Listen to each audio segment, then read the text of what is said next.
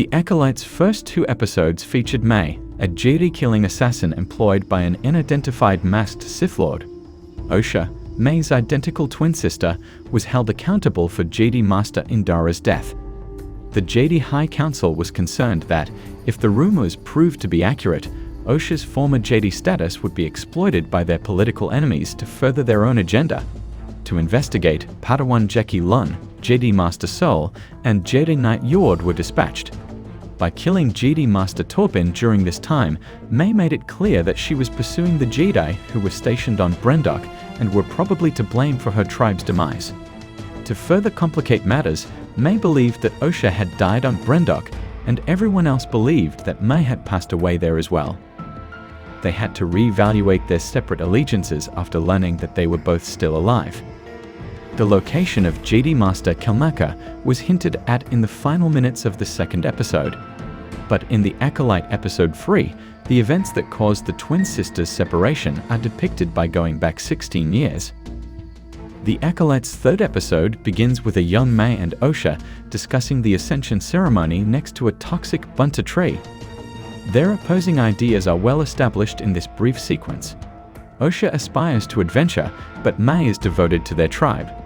Mai often reminds her of their codependency because of this. No one is permitted to cross the fortress walls, especially these 2 children, therefore Mother Cori gives them the order to return to the hamlet. Mother Cori appears to be worrying needlessly, but it soon becomes apparent that her concerns are legitimate when it is disclosed that Jedi Master Sol is pursuing them. Mother Anastasia is the leader of the coven of Force Witches that call the fortress on Brendok home, and the girls and Mother Cori return there. Cori, Anastasia's wife, worries that giving the kids so much freedom at such a young age may stunt their development, even if Anastasia is fine with them enjoying a little freedom. It's clear that Osha has little interest in becoming a witch, so Mother Anastasia decides to utilize a course on the Force to teach Osha and May a lesson. She explains how the witches are connected to the Force by using the idea of the thread. Anastasia tells them that the Coven members must stick together because if they value individualism, the galaxy would destroy them, perhaps alluding to the Salem witch trial, albeit within the context of the Star Wars universe. That doesn't, however, completely stop Osha from considering venturing out on his own, rather than remaining devoted to May and the Coven. 2 significant revelations occur during the Ascension ceremony. First, Osha and May are the only children in the Coven, and second, these witches were persecuted by Force users who believed they were unworthy of using such a power. The witches now remain together in order to use the Force as they see fit. It is plausible that Osha and May were created by this witchcraft or a midi-chlorian immaculate conception, similar to the birth of Anakin Skywalker. In any case, May easily transforms into a witch at the Ascension ritual after receiving a Force tattoo. Since the Jedi are the only individuals authorized to use the Force, Osha hesitates, and coincidentally, that's when Jedi Masters Sol, Indara, Torbin, and Kelmaka arrive on the scene to enforce the law on other Force users. Furthermore, it is disclosed that the Jedi are renowned for their ability to identify young Force users and initiate them into their, religion. Indara makes the decision to bring the children out of the Coven and persuade them to become Jedi after Kelmaka detects that some of the kids are being turned into Force users. I am aware that the Jedi have been portrayed as heroic fighters and other such things. I believe the Acolyte shattering their reputation, albeit not entirely, as The Last Jedi revealed its flaws. I turned from being an admirer of the Jedi to a hater of them in this sequence.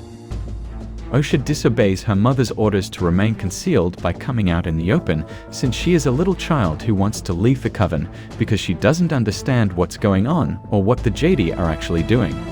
May does the same. Osha and May are being tempted by the Jedi to take the test and become Padawans. Anastasia becomes enraged by this and takes control of Torbin, threatening to turn him into a vegetable if the Jedi don't back down. Anastasia lets go of Torbin when Osha says she wants to take the test.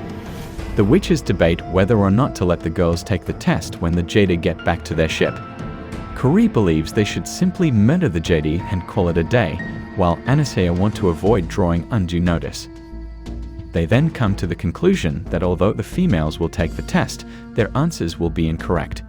In this manner, the Jedi Masters will be able to depart Brendok without causing any disturbance, and they will be judged unfit of becoming Jedi.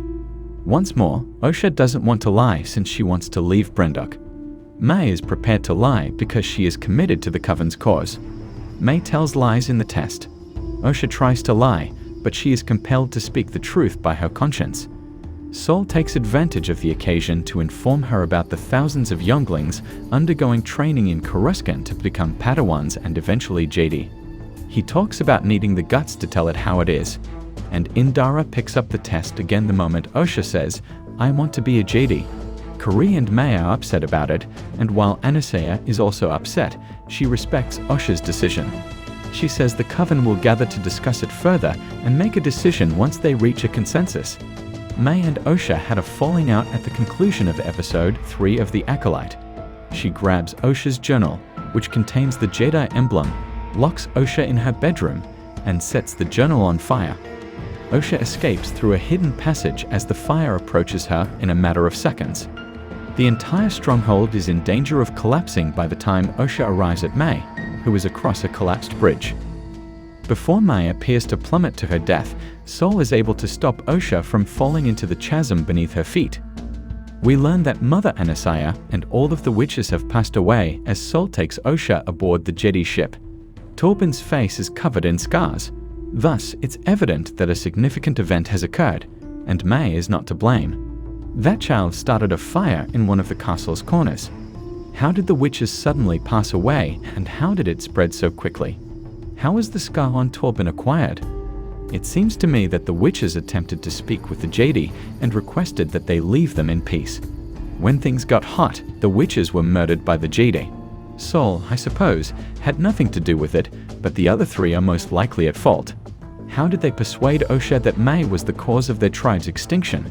Who brought May over to the dark side? I'm not sure.